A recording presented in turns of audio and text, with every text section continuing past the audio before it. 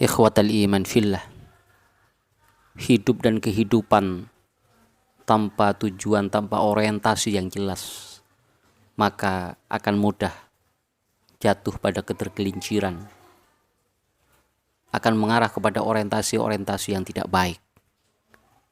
Maka tugas kita menjalani kehidupan ini harus benar-benar dapat mengarahkan orientasi kehidupan kita ini dipastikan memiliki nilai kebaikan. Kebaikan untuk sesama makhluk, kebaikan di sisi Allah Subhanahu wa taala.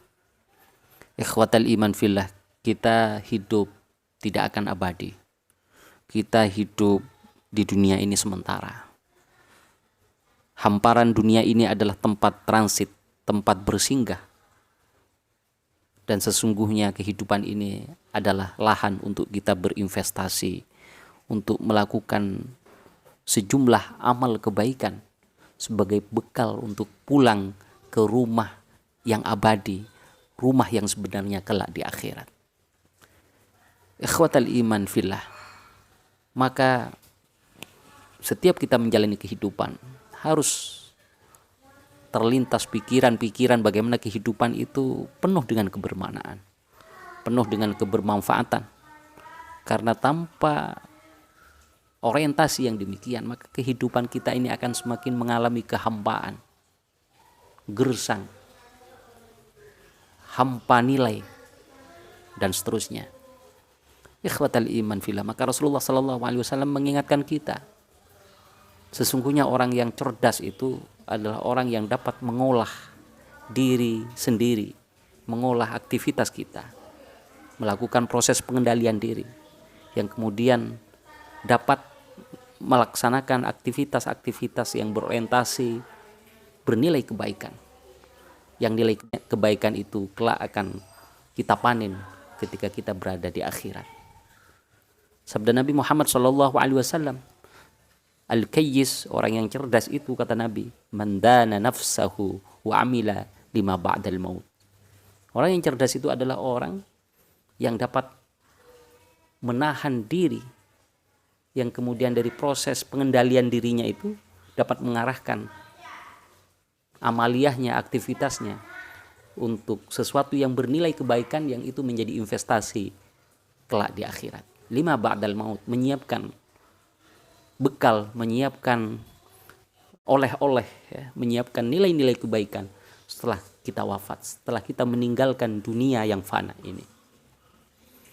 Ikhwatal iman fillah, sebaliknya kata Nabi Muhammad SAW, wal ajiz, orang yang lemah itu, yang tidak berdaya itu adalah orang man adba'a nafsahu hawaha, orang yang mengikuti, membiarkan dirinya mengikuti hawa nafsu, keinginan, luapan-luapan keinginan yang tidak memiliki orientasi nilai kebaikan.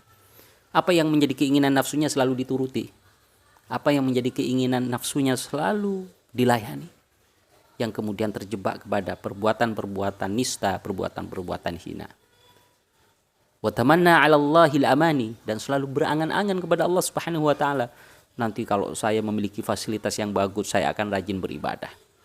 Itu adalah bagian dari bentuk angan-angan. Ya, mestinya kalau kita ingin berbuat baik, berbuat baiklah, tanpa ditunda-tunda, tanpa menunggu, atau tanpa disandarkan kepada sesuatu yang belum jelas terjadi. Berangan-angan, kalau saya nanti diberi rezeki oleh Allah Subhanahu wa taala, saya akan melakukan kebaikan, saya akan bersedekah. Nah, kalau ingin kita melatih diri untuk berbuat baik, bersedekah, ya bersedekahlah sesuai dengan kemampuan, sesuai dengan kemampuan dan kadar yang kita miliki dari rezeki yang kita miliki. Tidak perlu berangan-angan panjang begitu.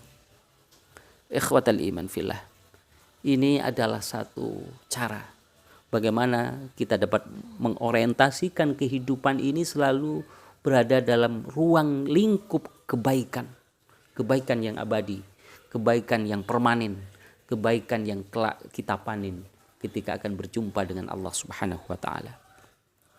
Ikhwatal iman fillah, maka beramal salih, selalu memupuk semangat untuk berbuat baik, terutama menjaga semangat beribadah kepada Allah Subhanahu wa taala. Ini sangat penting. Innalladzina amanu wa amilus solihati, orang-orang yang beramal solih.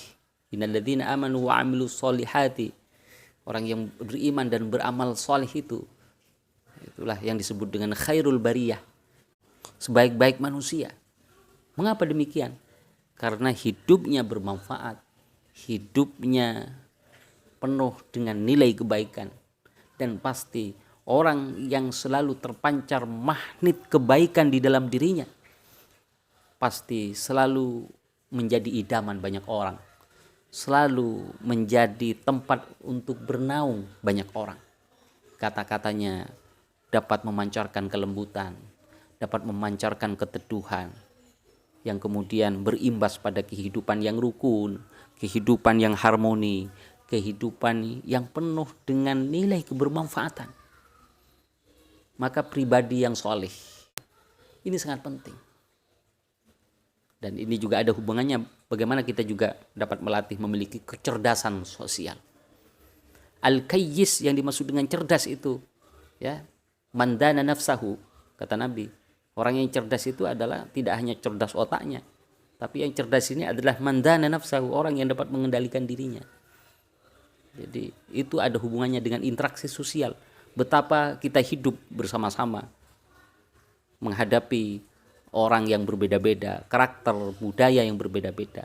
Sungguh kalau itu tidak ada kecerdasan sosial, tidak ada pengendalian diri di dalamnya ketika menghadapi perbedaan, maka kita akan mudah terjebak pada satu pola kehidupan yang cenderung dengan perbedaan itu akan mudah menimbulkan persoalan, mudah menimbulkan konflik-konflik. Nah, inilah yang disebut cerdas, kata Rasulullah, al-kayyis mandana nafsahu, yang kemudian dengan proses pengendalian diri itu diorientasikan kepada suatu amal yang lebih bermanfaat, yang itu akan menjadi buah amal soleh yang abadi kelak di akhirat. Semoga bermanfaat. Wassalamualaikum warahmatullahi wabarakatuh.